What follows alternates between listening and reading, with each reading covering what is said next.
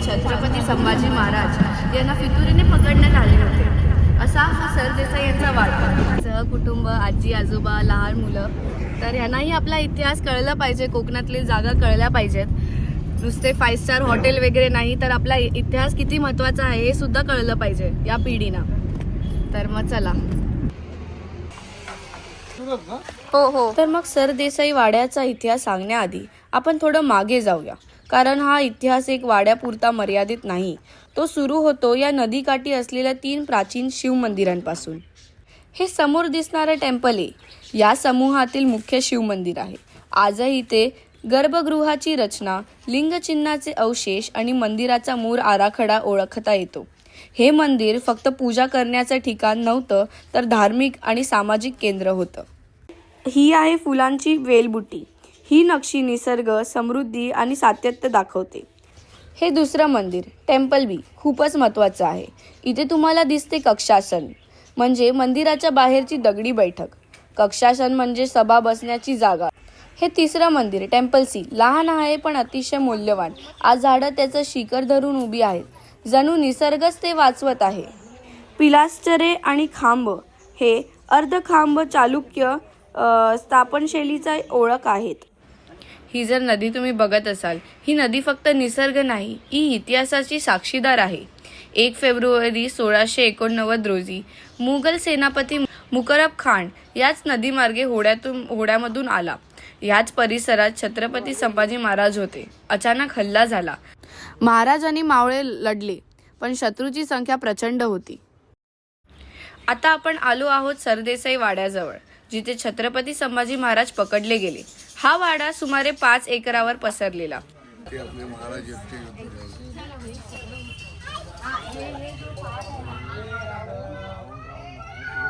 11व्या शतकापासून अस्तित्वात, पण आज पूर्णपणे उद्ध्वस्त। आज इथे भिंती कोसळल्या आहेत, छत नाही, गवत वाढलेले आहे।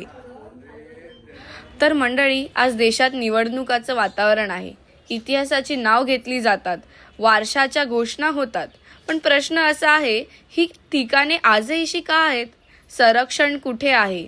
माहिती फलक कुठे आहेत? हा कोणत्याही एका पक्षाचा प्रश्न नाही, हा आपल्या अस्मितेचा प्रश्न आहे।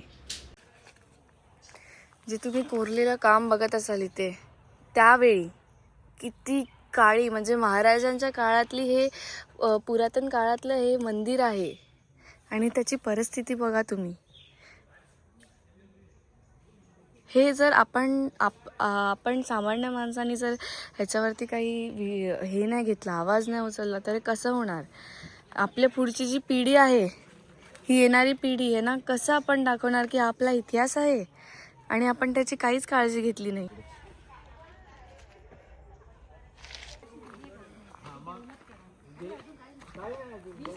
आता ही लहान मुलगी आहे, तिला काय माहिती आहे? तेच नाही, पण त्यांनी सांगितलं तर लहान मुलाला आपल्या दाखवा, पण दाखवायला काय पाहिजे तरी ना।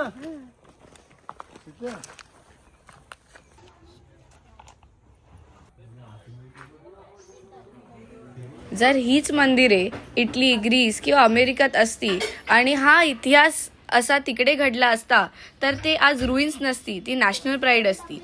आणि आज कोकणात असूनही ती विस्मरणात जात आहे।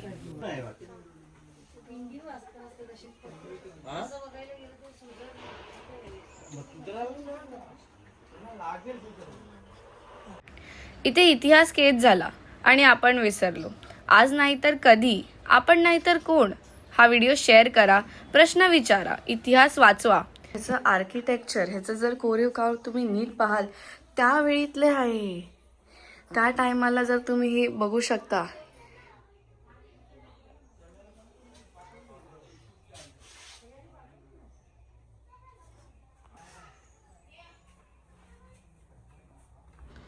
एक वादळ इथे निजलं आहे, शब्द अपुरे पडावेत इतका इतिहास इथे शांत उभा आहे। ही केवळ एक समाधी नाही, ही आहे स्वाभिमानाची, धैर्याची आणि अपरिचित विचारांची जिवंत साक्ष।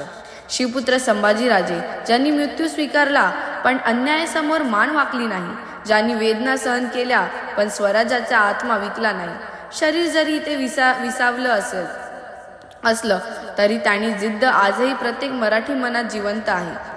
या समाधीसमोर उभं राहिल्यावर मन आपोआप नतमस्तक होतं, कारण इथे केवळ दगड नाही, इथे त्याग, निष्ठा आणि राष्ट्रभक्तीचा वास आहे. नमः पार्वती पते हर हर महादेव.